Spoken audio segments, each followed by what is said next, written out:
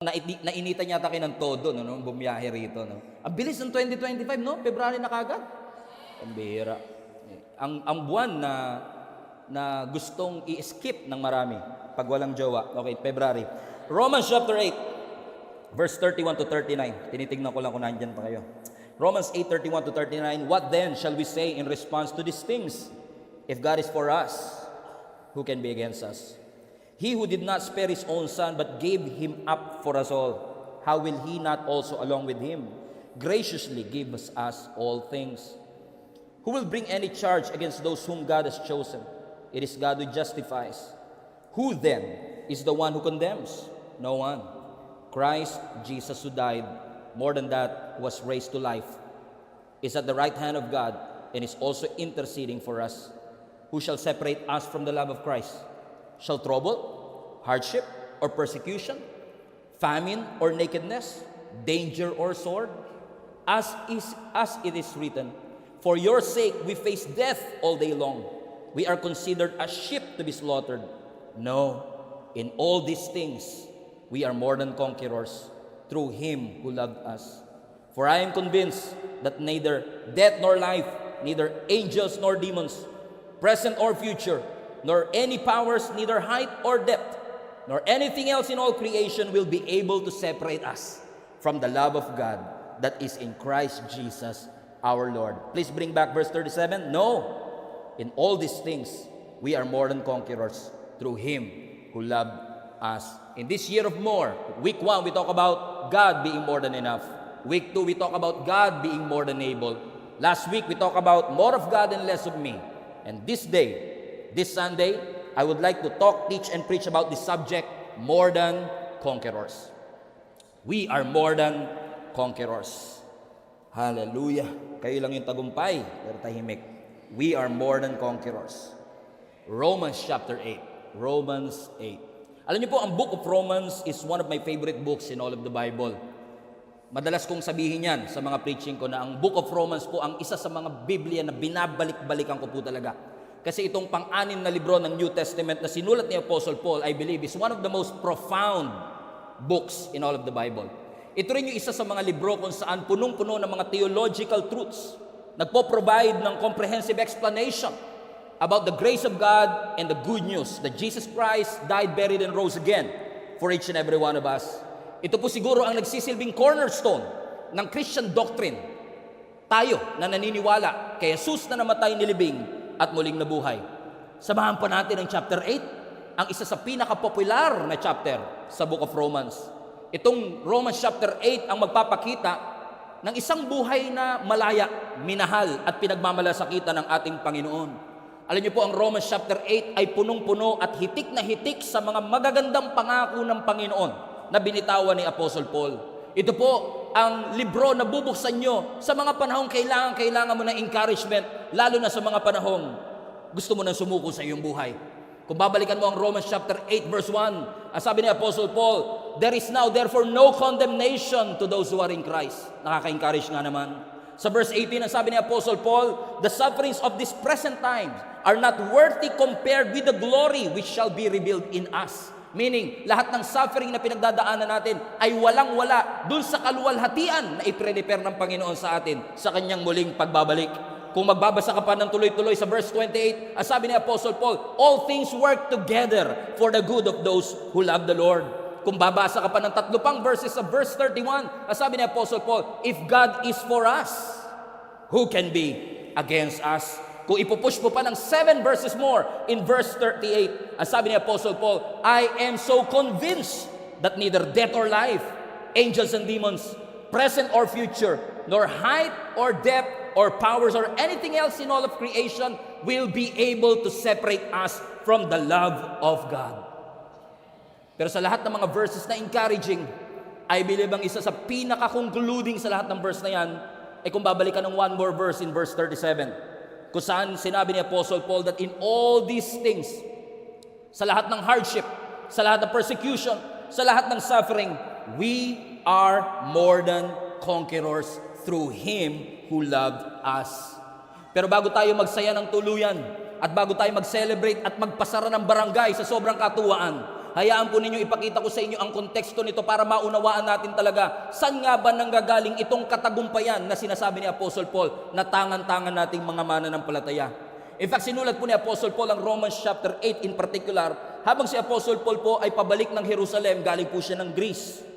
Si Apostle Paul na hindi pa nakakatungtong ng Rome nung time na ito, sinulatan niya ang mga Romans. Kasi may nauna ng mga Kristiyano, hindi siya nag-build ng church. May mga nauna ng Kristiyano, at itong mga Kristiyano na ito, hindi niya pa namimit. So these are Christian strangers na balak niyang puntahan, balak niyang bisitahin, pero nangangailangan na kagad ng encouragement kahit hindi pa sila nagkikita.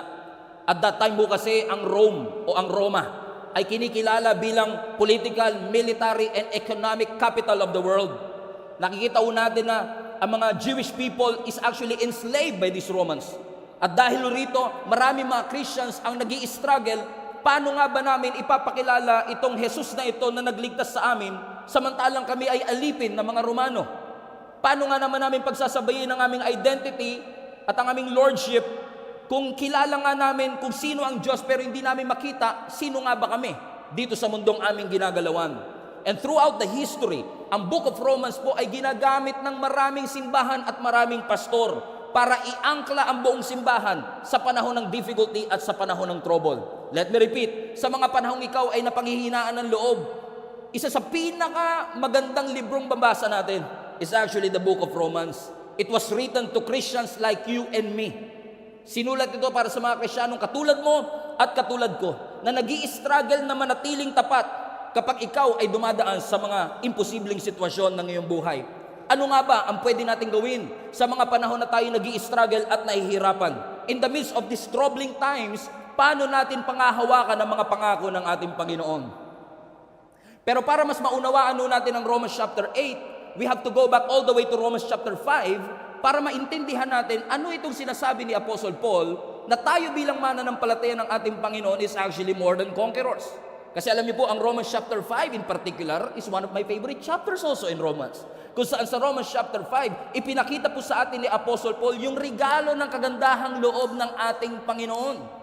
Kinontras ni Apostle Paul yung first Adam at second Adam, referring to the sin of Adam and the salvation that was brought to life by our Lord Jesus Christ. Na nung panahon tayo ay helpless at hopeless. Romans 5:8, Jesus came and died for the ungodly, for you and for me. Hindi natin kayang abutin ng langit, kaya langit na mismo ang umabot sa bawat isa sa atin. Kaya lang po sinabihan ko niya, hindi kayo masyado na-excite mga kapatid. Hallelujah. God is so gracious. God is so merciful. Masyadong mapagmahal ang ating Panginoon na hindi niya hinayaan na tayo'y mapahamak. Ibinigay niya ang kanyang kaisa-isang anak na si Jesus para sa iyo at para sa akin. Sa Romans chapter 5, in-explain po ni Apostle Paul kung paano pumasok ang kasalanan, pero in-explain din ni Apostle Paul na kung gaano katindi ang kasalanan, mas matindi yung salvation at grace na ibinigay sa atin ng ating Panginoon. Ipinakita po sa atin ni Apostle Paul sa Romans chapter 5 na yung krus ng Kalbaryo ay hindi lang historic event, na yung krus ng Kalbaryo is actually transformational, na sa pamamagitan ng pagkamatay, pagkalibing at muling pagkabuhay ng ating Panginoong Hesus, na transform, na bago ang ating buhay. What Jesus did at the cross did not just change your destination, it changes who we are. Now we are in Christ. And here comes Romans chapter 8. Sinabi ni Apostle Paul po sa atin na sa pamamagitan ng ating Panginoong Hesus, tayo daw po ay mananagumpay na. We are more than conquerors. Ang ibig sabihin po ng more than conquerors, eternally victorious. Ibig sabihin, pag eternally victorious, watch this, your victory is sealed. Selyado. Ibig sabihin, hindi ka na pwedeng matalo uli. Kasi selyado na yung victory na yon. Alam niyo po kung bakit? Kasi yung victory na yon, hindi ikaw yung gumawa. Si Jesus ang gumawa on your behalf.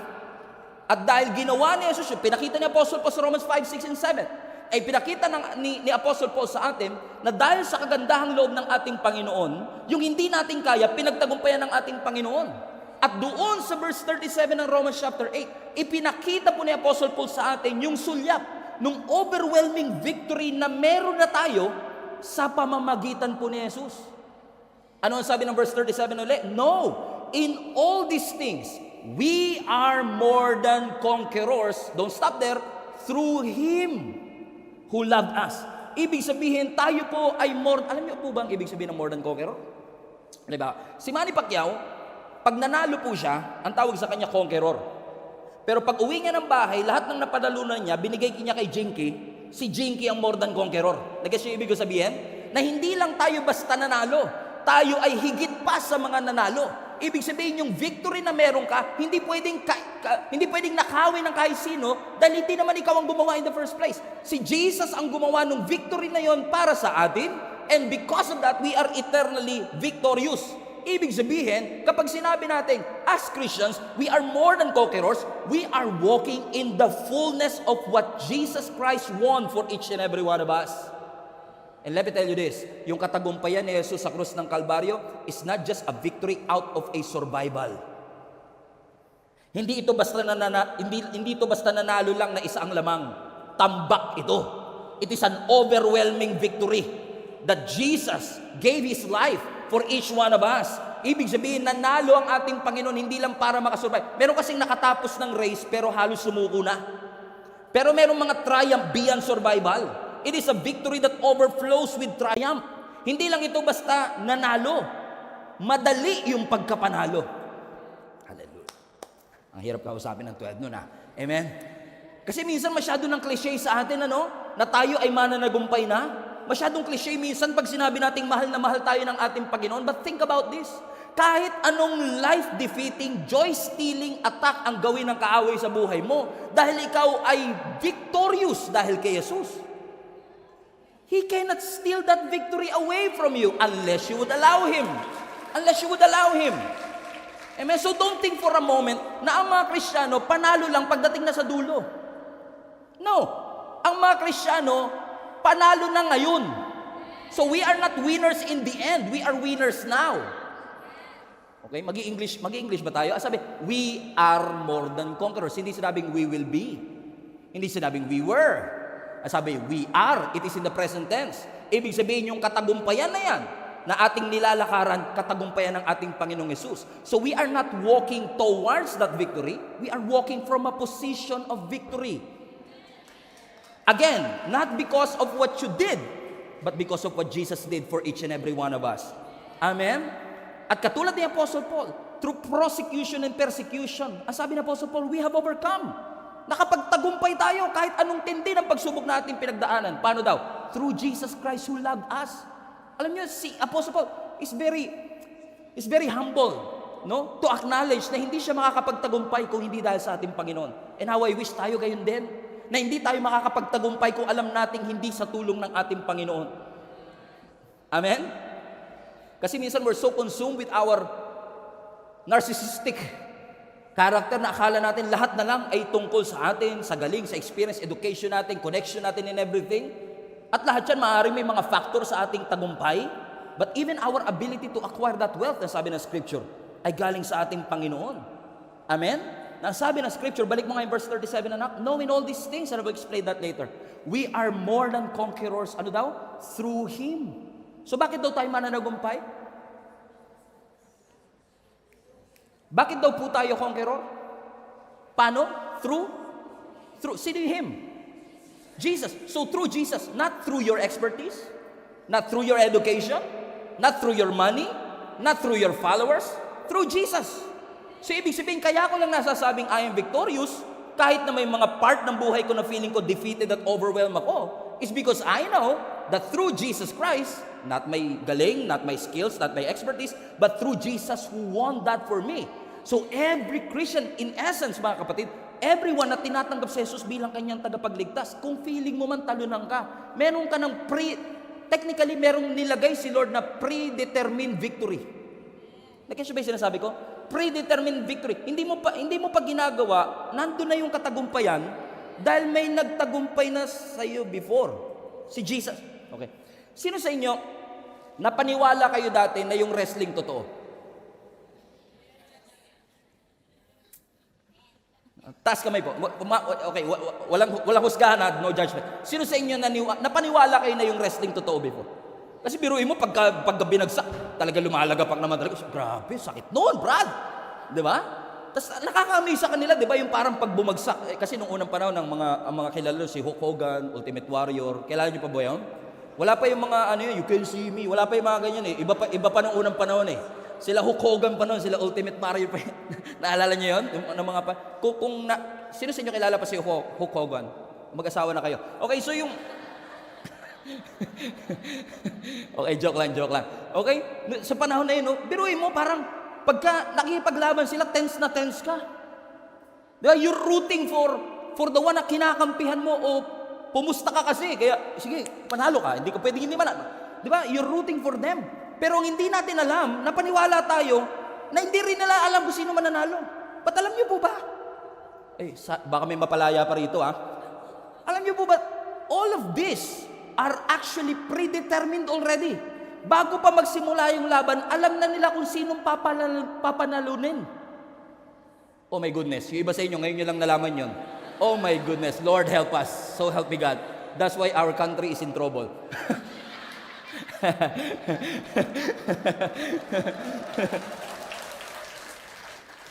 All this time, Pastor, akala ko talaga. Hindi. Alam na nila, it was actually predetermined already who will win. Even before the battle starts.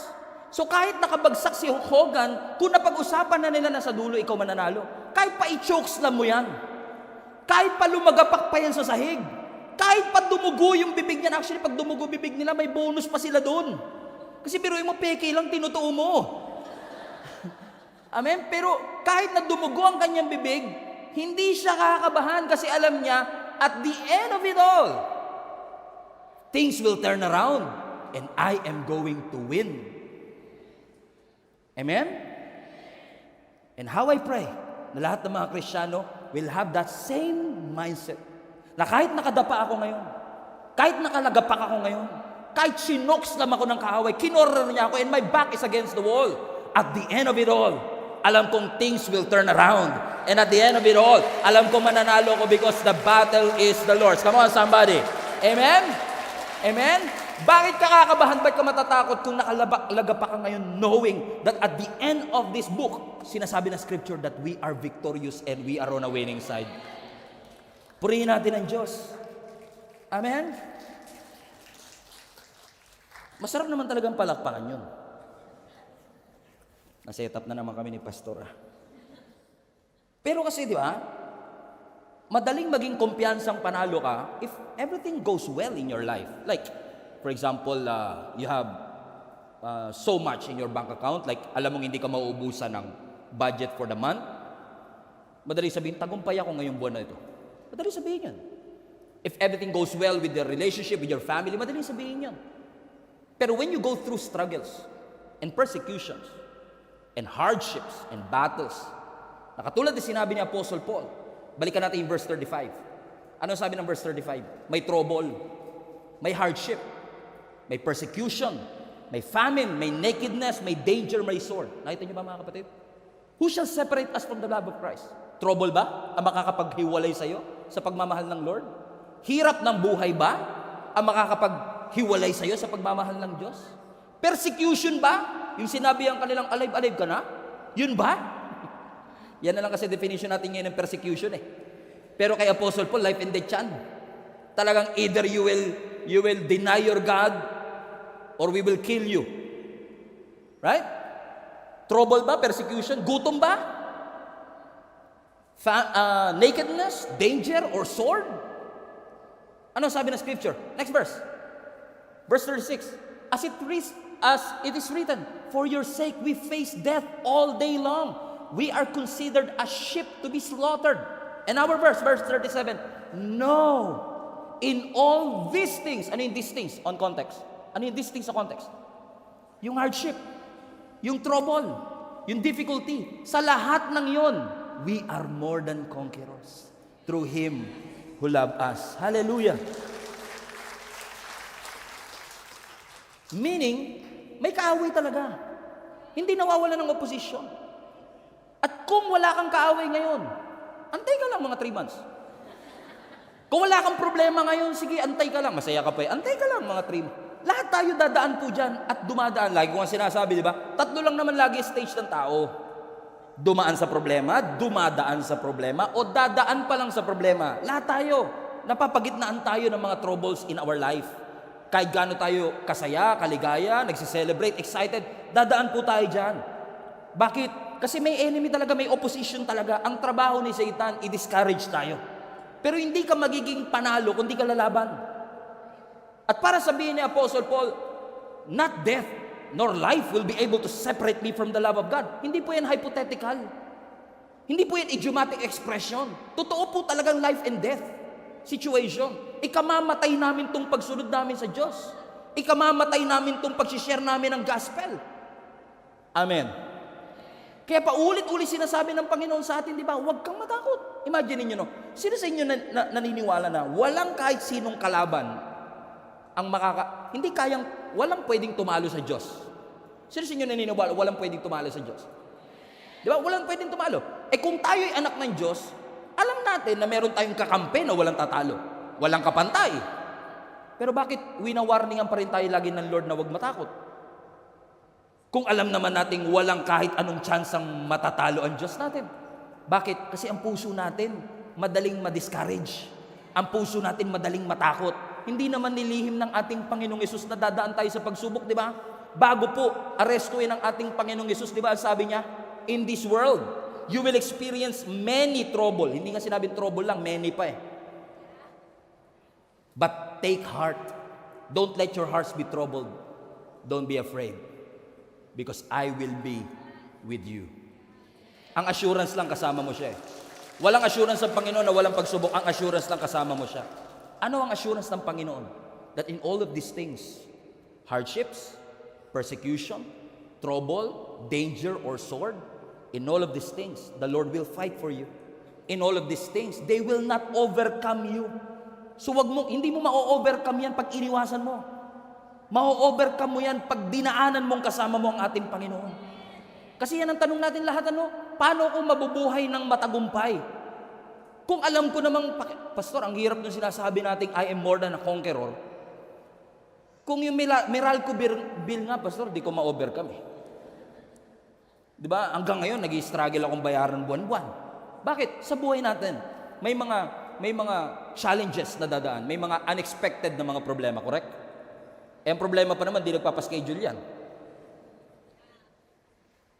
Meron po bang problema na nagpaalam muna sa inyo bago dumating? Brad, papaalam na ako, matindi-tindi to. Okay ba sa'yo? Tatanggapin mo? Fully book na ako eh. Sige, next year na. Walang problemang ganun. Correct? May mga unexpected, unplanned, undesired, and sometimes unbelievable circumstances na dadaan po sa ating buhay. And just when you think it was over, it will get worse. Mas tumitindi. Ang tindi pa ng prayer mo, year of more. Parang more problem to ah. Parang di yata mangyayari yung sinasabi ni Pastor Stephen. Bakit? Dadaan eh. Pero hindi pa naman tapos. Nagsisimula pa lang yung 2025 eh. Amen? Do not put a period where God puts a comma. Isang chapter lang yan. Hindi pa yan ang kabuuan ng libro ng buhay mo. Pero minsan sumusuko tayo, natatakot na kagad tayo. Bakit? Takot tayo kasi paano kung hindi gawin at tuparin ng Panginoon ang kanyang ipinangako. Naalala ko si Daniel. Sa Daniel chapter 6. Si Daniel, mga kapatid, ay under the exile. Ibig sabihin, preso siya eh. Alipin sila. Sila yung one of the best and the brightest na kinuha ng mga Babylon para magtrabaho para sa kanila. Si Daniel is an excellent guy. He works well, he works hard. At itong si Daniel, mga kapatid, medyo nakapalagayang loob ng mahal na hari because of his excellence. Sabi nga ng scripture, he distinguished himself above everyone else. Ang daming governors, pero siya yung pinakamahusay, pinakamagaling. At alam niyo kung isa sa mga paraan para maipakilala natin ang excellent God sa ating workplace, be excellent in our jobs. Kasi kapag excellent tayo sa trabaho natin, magtataka sila, anong sikreto mo? Si Lord. Hindi yung, bakit di ka lagi pumapasok? Church. Diba? Amen? Okay, sorry. I just want to put it there. And Daniel distinguished himself above everything else. Now, dahil siya ay inangat, pre-promote, may mga nainggit sa kanya. Ganun talaga, no? Pag ine-expand ng Lord minsan ng territory mo, may mga taong, hindi lahat mag-cheer for you. Hindi lahat makikisaya sa iyo. Meron naman nandyan na ikilike. Pero kaya nilike para ma-notify siya the next time na magpo-post ka ng hindi maganda para inform siya. O masyadong malalim yun, mga 7 o'clock nyo pa magigets. Amen? So may mga nainggit sa kanya na sineset up siya at piniframe up siya because alam nila na itong si Daniel ay mananampalataya ng Diyos. So lumapit sila ngayon sa mahal na hari. Sabi nila, boss, pwede mo bang gawin ganito? No? Pwede ka bang maglagay ng decree o ng batas na sa loob ng isang buwan, walang ibang pwedeng panalanginan at sambahin kundi ikaw lang? Sabi naman ng hari, of course. Sige, ipasa nyo yung batas na yan. 30 days. Isang buwan lang ha. Isang buwan. Walang ibang sasambahin at hindi kayo pwedeng mag-pray sa kahit sinong Diyos. Sa hari lang. And this is a problem for Daniel. Kasi si Daniel is a believer of the true God. True.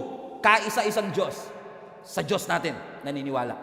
Pero alam nyo, ang sabi ng mahal na hari, ang sabi ng scripture, ang kaparusahan nito, death penalty. Pwedeng ikamatay kung sino man ang lalabag sa utos na ito. At kahit alam ni Daniel ang consequences ng kanyang magiging aksyon, kung sakaling sasamba siya sa Panginoon, hindi niya give up ang kanyang pananampalataya. Ladies and gentlemen, this is what I call integrity.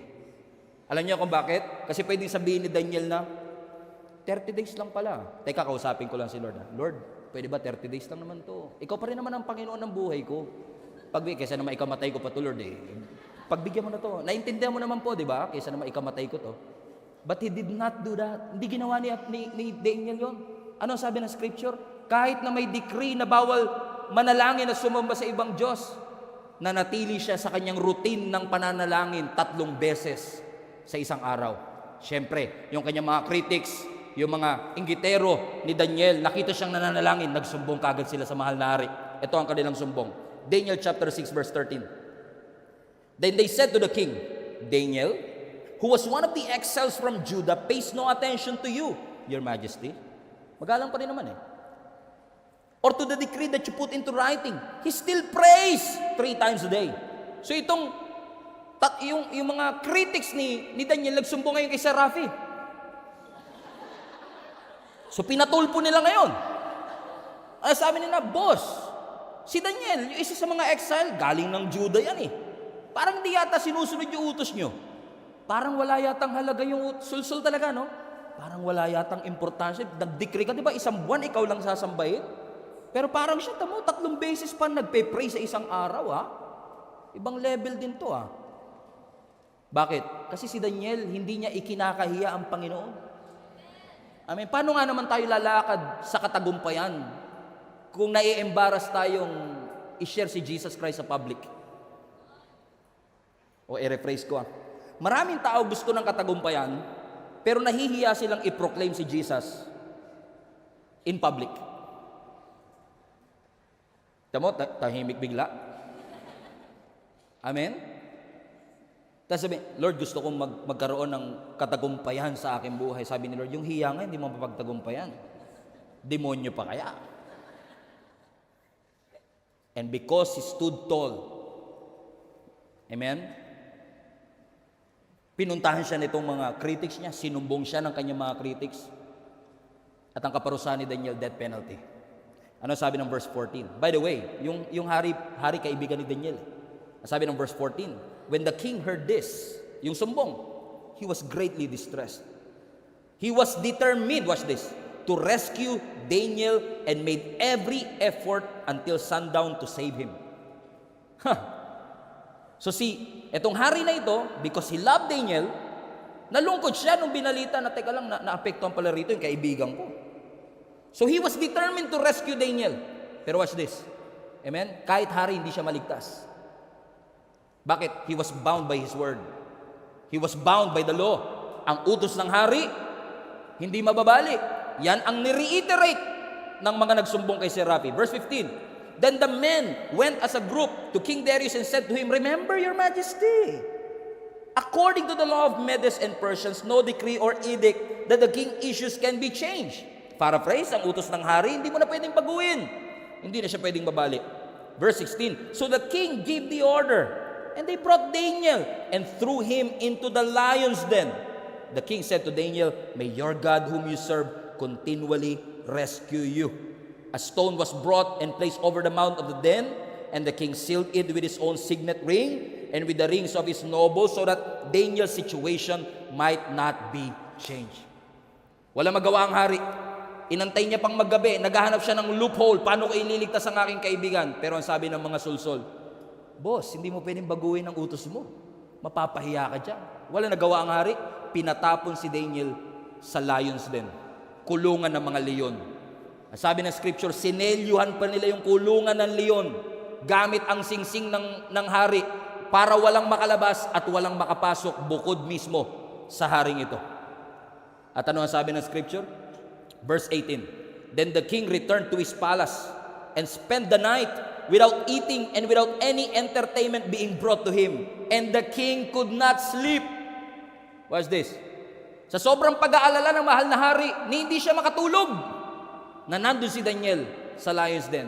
And usually, pagka pinag-uusapan ng Daniel in the lion's den, usually dahil ito'y madalas marinig sa mga Sunday school, sa mga children's book, tayo minsan sa mga adult service, tulad ngayon, parang ang dali nating i-dismiss. Pastor, alam ko na yung storya na yan. Wala na yung relevance sa buhay ko. Kaya lang naman hindi kinain yan si Daniel kasi busog na yung leon. Okay, baka may napagtaguan, yung mga ganyan. Di ba, minsan may mga ganun tayong argument na, now listen to me, kung busog talaga yung leon, bakit yung hari hindi nakatulog? Alam niya yun kung busog yung leon, di ba? Pwede sabihin ng mahal na hari na, sige, pakainin yung leon. Ha? Kasi di ba buong araw siya nag-aantay ng paraan para hindi matuloy yung kaparusahan. Kung talagang may taguan yun, kung escapable talaga yung lions den na yun, do you think, pupunta pa yung mahal na hari, hinatid pa siya at sasabihin niya, bahala na si Lord sa'yo. He knows there's no way that you can escape this. Alam ng hari na ito na walang paraan para siya ay makaligtas pa, kaya mismong hari ay hindi makatulog. Pero ano sabi ng scripture sa verse 18? Kinaumagahan, the king returned to, verse 19. At the first light of dawn, the king got up. Pagdating ng umaga, gumising ang mahal na hari. Herod, nagbadali to the lion's den. When he came near the den, he called to Daniel in an anguished voice, Daniel, servant of the living God, has your God whom you serve continually been able to rescue you from the lions? Hindi ko na nilagay dyan, pero sumagot si Daniel, May the king live forever. Sir, nagpadala ang Diyos ng anghel, at yung anghel pinatikom ang bibig ng leon. Hallelujah! Hallelujah! Hindi naligtas ng mahal na hari si Daniel sa lion's den. Pero ang ating Panginoon, He was able to shut the mouth of the lion because He's so powerful. That's who our God is. That even in the midst of your lion's den moment, impossible situation, wag mong iisipin nakalimutan ka na ng Diyos. Wag mong iisipin na hindi makapangyarihan ng Diyos pag nasa loob ka na ng kulungan ng leon. No, it's not true. Kasi minsan tayo, pag dumadaan po tayo sa mga all these things moment, yung mga persecution, mga trouble, mga suffering, dalawa lang naman iniisip natin. Either iniisip natin, di na yata ako mahal ng Diyos. Or iniisip natin, totoo ba talagang makapangyarihan ng Diyos? So pinagdududahan mo, either yung pagmamahal niya o kapangyarihan niya, correct?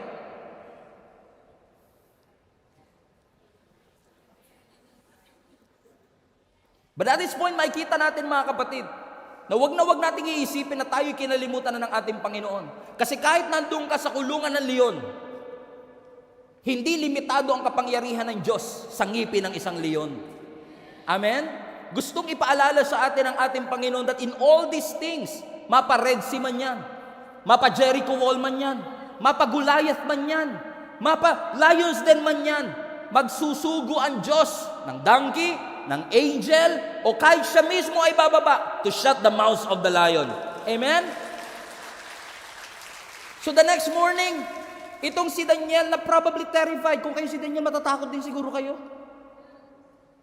He was terrified. He's probably terrified that night. Pero ano sabi ng scripture?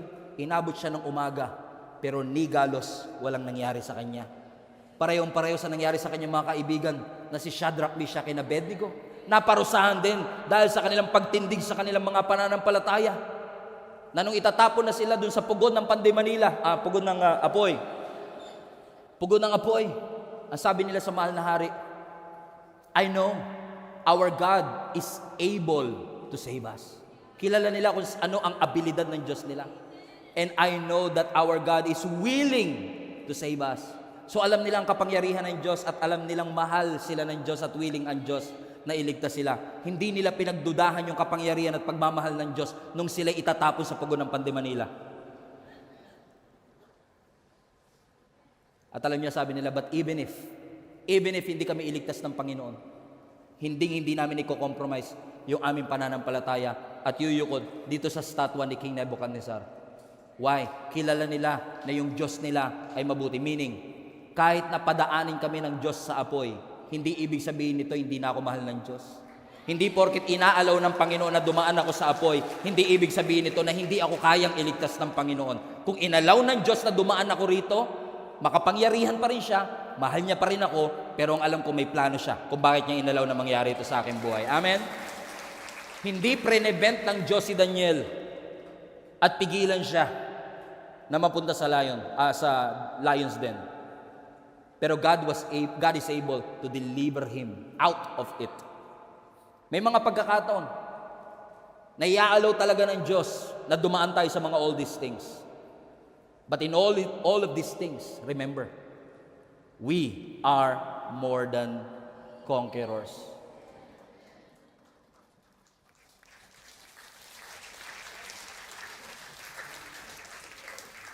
No, don't stop there. We are more than conquerors. May kasunod, through Him who loved us. Who loved us. So, bakit ako confident that I'm going to make it to the other side? Katulad ni Daniel na walang galos, katulad ni Shadrach, Meshach, and Abednego na hindi amoy usok. Because I know that I'm only able to overcome this. Kaya ko lang itong mapagtagumpayan. Because of Him. Because of Him who loves me. Friends, hindi ka dumadaan sa pagsubok kasi huminto na yung pagmamahal ng Diyos. Hindi ka dumadaan sa pagsubok kasi nawala na ng kapangyarihan ng Diyos. No. He allowed you to go through that for a reason. Inalaw ng Diyos na dumaan ka niyan. May rason ng Panginoon. I don't know kung ano. Siya nakakaalam with all His sovereignty. He knows. Why? But sometimes God would allow us that. Pero ang encouragement ko sa inyo, wag na wag niyong kakalimutan na sa kabila ng lahat ng ito, mahal ka pa rin ng Diyos. Sa kabila ng lahat ng ito, makapangyarihan pa rin ang ating Panginoon. Listen to me. God is on your side. God is your strength. God is your friend. God is your deliverer. If God is for you, it doesn't matter who is against you. No. In all these things, in all these sufferings and challenges, we are more than conquerors through Him who loves us. Ito bang problemang ito ang makakapagpahiwalay sa iyo sa pag-ibig ng Diyos? No. Ito bang cancer diagnosis na ito ang makakapagpahiwalay sa iyo sa pagmamahal ng Diyos? No. Ito bang pagkawala ng trabaho ang makakapagpahiwalay sa iyo sa pag-ibig ng Diyos? No. Ito bang family issue ang makakapagpahiwalay sa iyo sa pagmamahal ng Diyos? Ito bang financial struggle ang makakapagpahiwalay sa iyo sa pag-ibig ng Diyos? No. In all these things, we are more than conquerors through Him who loves us so much. Do not allow the circumstances in your life to deny the fact that God still loves you no matter what. Huwag mong hayaan na lasunin ng mga pangyayari sa ating buhay yung katotohanan na mahal ka pa rin ng Panginoon kahit anong bang mangyari. Hindi ka nakalimutan ng Diyos. Hindi ka inabandona ng Panginoon. May malasakit pa rin ng Panginoon sa bawat isa sa atin. Kahit nagkasakit tayo, mahal tayo ng Diyos. Kahit nagkukulang tayo sa finances, mahal tayo ng Panginoon. Kahit nawalan tayo ng trabaho, mahal tayo ng Panginoon. Even in our addiction, God loves us. Because even our worst sin cannot stop God from loving us. He loves us so much and so dearly that while we were still helpless and sinners, He died for each and every one of us. No matter what circumstances that you are in, you have never lost the love of God in your life. In all these things, we are more than conquerors. Hindi ka tagumpay dahil sa iyong galing, hindi ka tagumpay dahil sa iyong ginawa. Tagumpay tayo kasi ang ating Panginoong Yesus ay namatay doon sa krus ng Kalbaryo. Pero hindi siya nanatiling patay. After 3 days, He rose again from the dead. And His resurrection is your divine receipt na anumang bagay na ipinangako ng Panginoon sa atin ay kayang-kaya ng Lord na tuparin. If you will believe, church, if you will believe. Ngayon man, next month, or next year, Lord, basta ang alam ko lang, mahal mo ko. At hindi mo ko iiwan, magpakailanman. How many among you feel the love of God in your life today? Hallelujah! Hello, Global Family. Thank you for watching. If this